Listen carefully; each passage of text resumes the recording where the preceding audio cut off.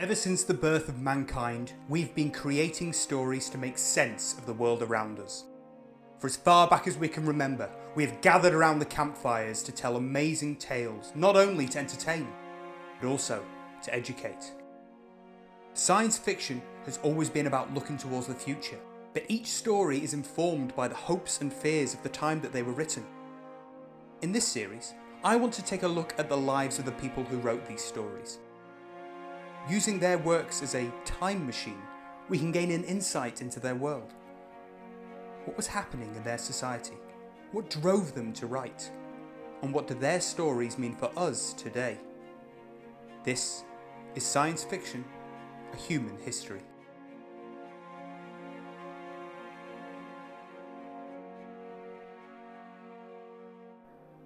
Records of science fiction reach all the way back to the 2nd century.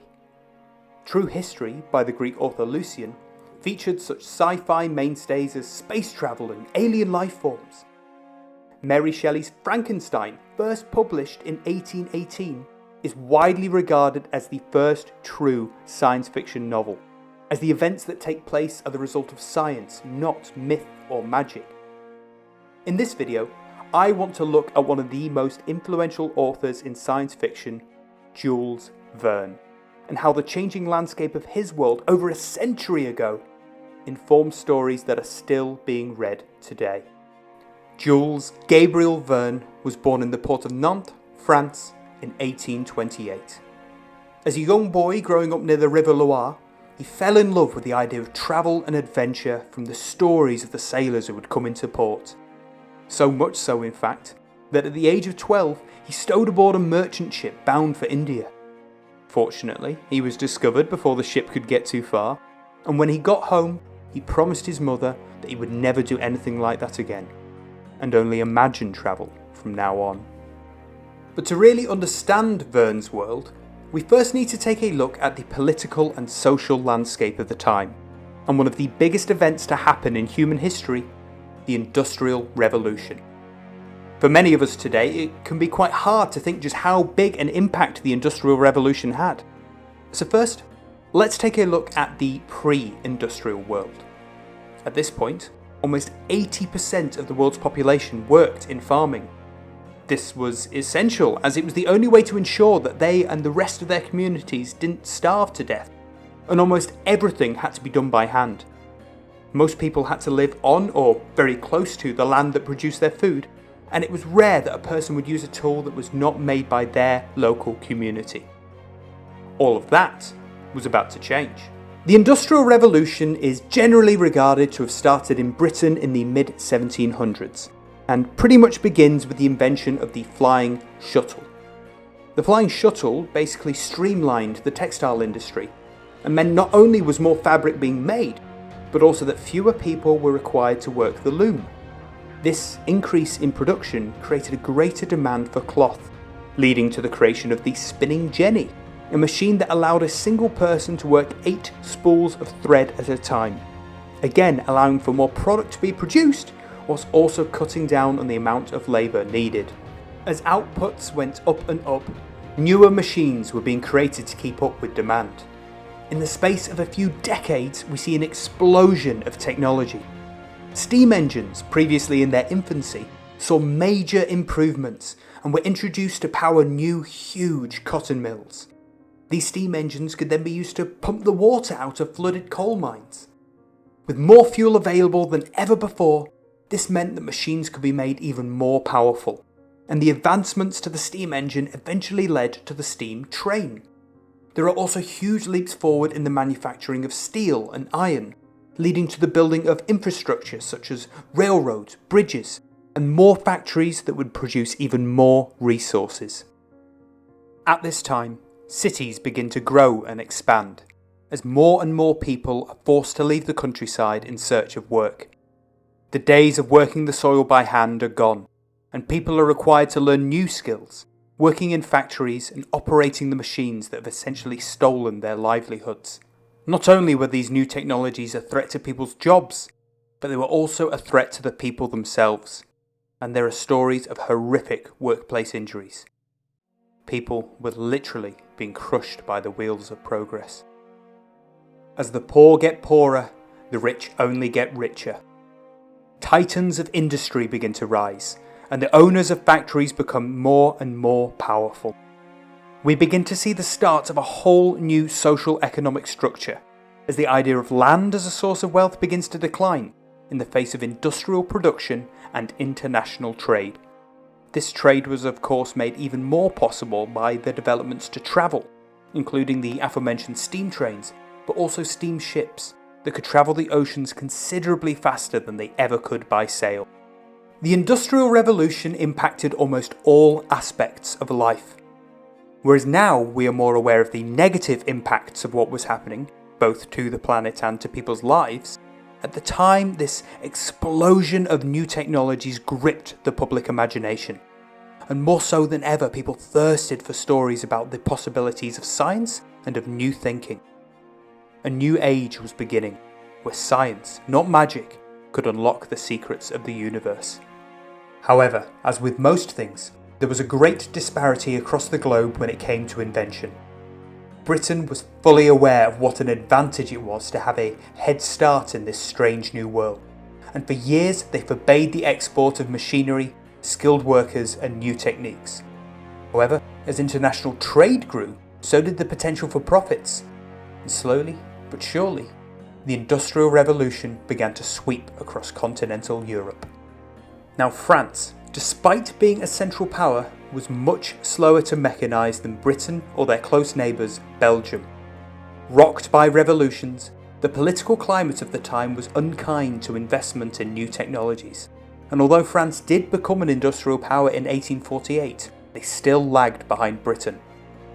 This fact was not lost on one Pierre Jules Hetzel, an influential publisher who had worked with some of the world's most famous writers, including Balzac, George Sand and Victor Hugo. Hetzel had originally served as a minister in the French Parliament, but he went into exile in Belgium when Napoleon III overthrew the government in the coup of 1851. Now Belgium's industrial power at the time was far more advanced than France's, as they had been able to convince two Englishmen to start building machine shops over there in the early 1800s. Hetzel undoubtedly saw the difference between what was being achieved in France compared to its neighbours, and when he eventually returned home, he felt that the country would need every scientific mind it could get in order to progress past what he viewed as a period of political and economic stagnation. To do this, he wanted to start a new magazine that would educate younger readers about the technological marvels that were being created around the globe, and inspire them to enter the burgeoning industries of science and invention. All he needed was a writer who could turn these advancements into gripping stories that the people would want to read. Then, in 1862, he met Jules Verne. Hetzel was introduced to Verne through a mutual friend, and the writer showed him the manuscript for what would become his first book, 5 Weeks in a Balloon. After some rewrites at the suggestion of Hetzel, it was first published in 1863. Hetzel recognised that Verne was a man with a talent for researched and gripping stories, and he saw that he would be perfect for his new magazine, Magazine d'Éducation et Récréation, or Magazine of Education and Recreation. Hetzel commissioned Verne to write more scientific adventures, drawing up long-term contracts that would have the writer producing 3 texts per year, each of which Hetzel would buy for a flat fee. Having secured paid writing work, Verne was now free to focus on his novels, filling each one with adventure and new technologies. One of the reasons Verne has continued to be popular more than a century after his death is the way in which he creates his stories. Now, some might read 20,000 Leagues Under the Sea, first serialised between 1869 and 1870, and wonder just what's so science fiction about a submarine. We're perhaps more used to the term meaning more theoretical ideas like intergalactic war and time travel. But with Verne, it's perhaps better to think of his works as scientific fiction, based in real-world research and utilising the newest advancements of the time. And by using these real-world inventions and known science, he creates a world where the reader can believe that the events actually happened.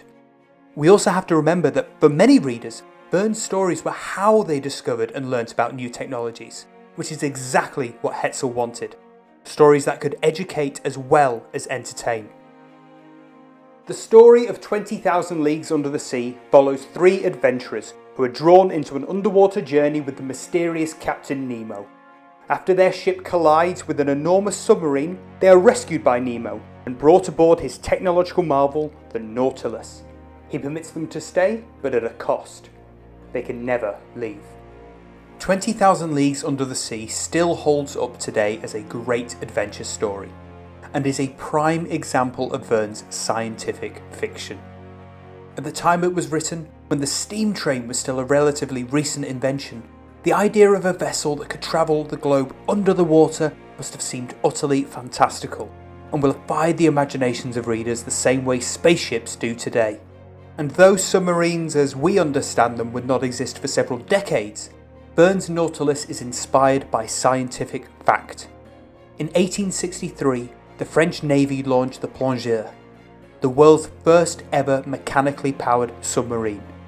Verne studied a model of the Plongeur, and the influence of its design can clearly be seen in the Nautilus. The name Nautilus also came from one of the earliest successful submarines, built by Robert Fulton in 1800. The design of the ship is not the only instance of Verne using real-world science to amaze and educate his readers. In chapter 12, Everything Through Electricity, Nemo describes to the professor how he is able to achieve so much aboard his ship through the power of electricity. From the batteries that store the energy to propel the ship, to its abundance of electric lighting. Electric light plays quite a big role in the book, with a phosphorescent glow being described by the first ships who encounter the Nautilus. Below the surface of the water, the monster gave off that very intense but inexplicable glow that several captains had mentioned in their reports. This magnificent radiance had to come from some force with a great illuminating capacity. The edge of its light swept over the sea in an immense, highly elongated oval, condensing at the centre into a blazing core. The professor is also amazed to find that the interior of the ship is almost entirely furnished with light bulbs. This, again, is not something that will wow a reader in the 21st century, but at the time of writing, the existence of electric lighting would not have been known to most readers. Thomas Edison wouldn't patent the light bulb for another decade, and only then would they begin to appear in houses around the world. Once again, we see the author's attention to research. Verne was aware of the light experiments dating as far back as 1810 with Humphrey Davy's arc light, but would also have been aware of the research of Joseph Wilson Swan, who patented the world's first true light bulb back in 1860. However, the invention would not be popularised until much later, when Edison bought the patent from Swan. Verne's earliest works, including 20,000 Leagues and Journey to the Centre of the Earth, are all part of his Voyages Extraordinaires, or Amazing Journeys. That 12-year-old boy trying to stow aboard a ship, and his love for travel and adventure permeates through all of his most famous works, and we could probably see this best in his 1872 novel, Around the World in 80 Days.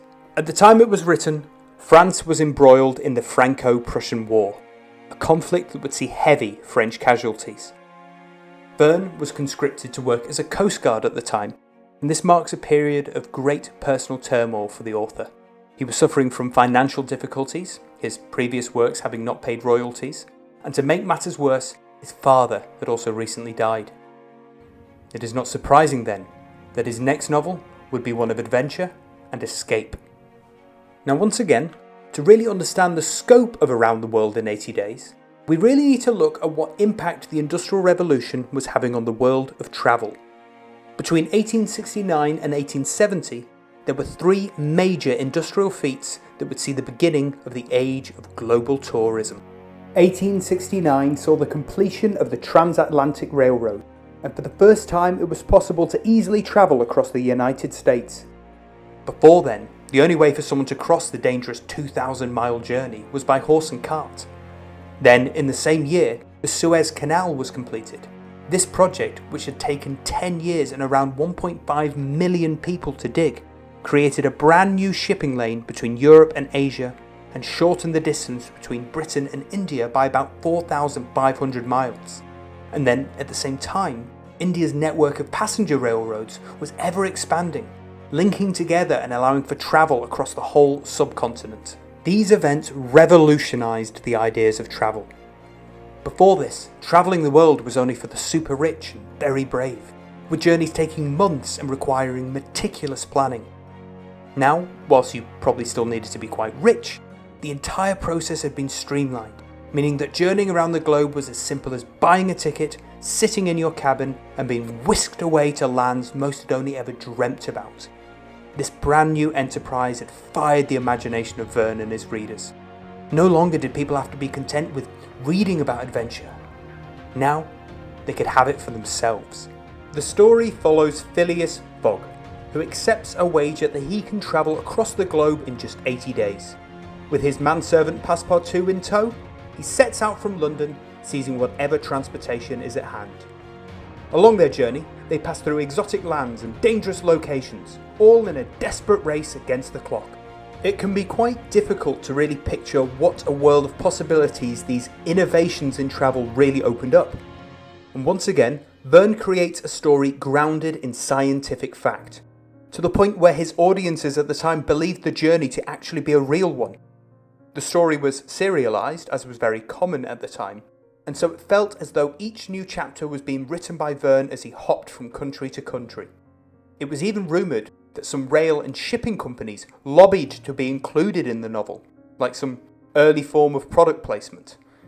Around the World in 80 Days really gives us an idea of the appetite for travel that the Industrial Revolution had fueled, and the perceived benefits of the new burgeoning global economy. However, Verne also uses his novel to explore some of the darker aspects of globalisation, namely colonisation, and its detrimental impact on the indigenous populations.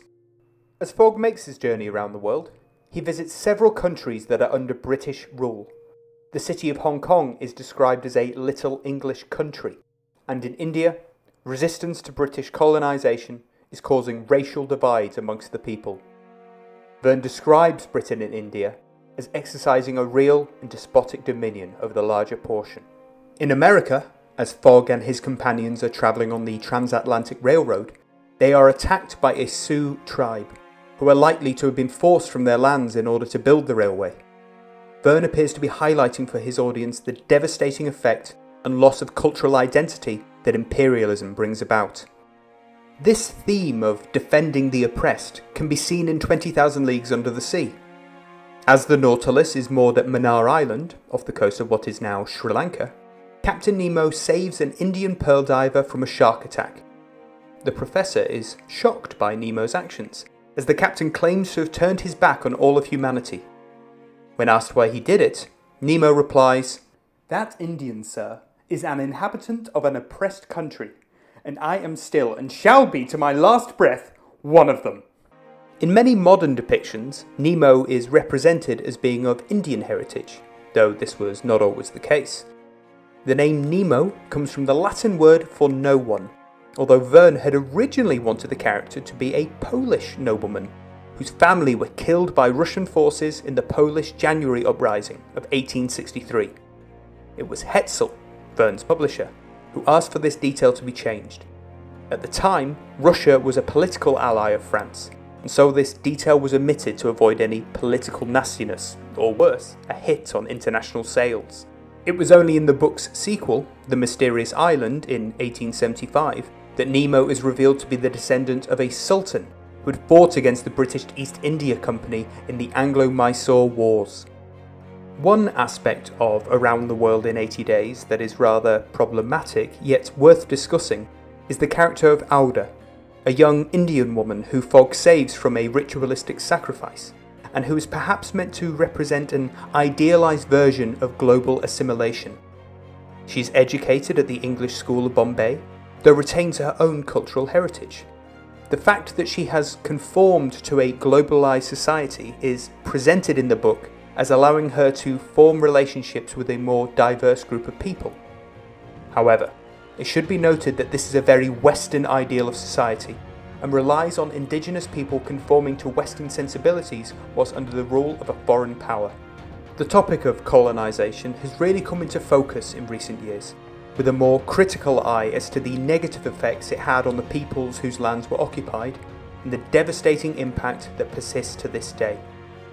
We will discuss the topic of colonisation when we look at the works of H.G. Wells, namely his most famous novel, The War of the Worlds. Around the World in 80 Days gives us one of my favourite quotes from literature. Anything one man can imagine, other men can make real. In 1954, the first operational nuclear-powered ship was commissioned. She was powered by nuclear fission, not unlike the fuelless energy conversion that drives Nemo's ship. The submarine was named the Nautilus, in honour of Verne's vision. Verne's stories continue to be enjoyed to this day, and his passion for travel and adventure will always strike a chord with people across the globe. But it is that idea that anything that can be imagined will someday become a reality that really gives us pause for thought. We've seen time and time again how fantastical inventions become real, improving livelihoods and bringing us closer together. But we've also seen countless examples of machines that are only created to destroy. The Industrial Revolution gave us many of the luxuries that we enjoy today, but the human cost can never be forgotten. We can continue to progress, but all that is not saved will be lost.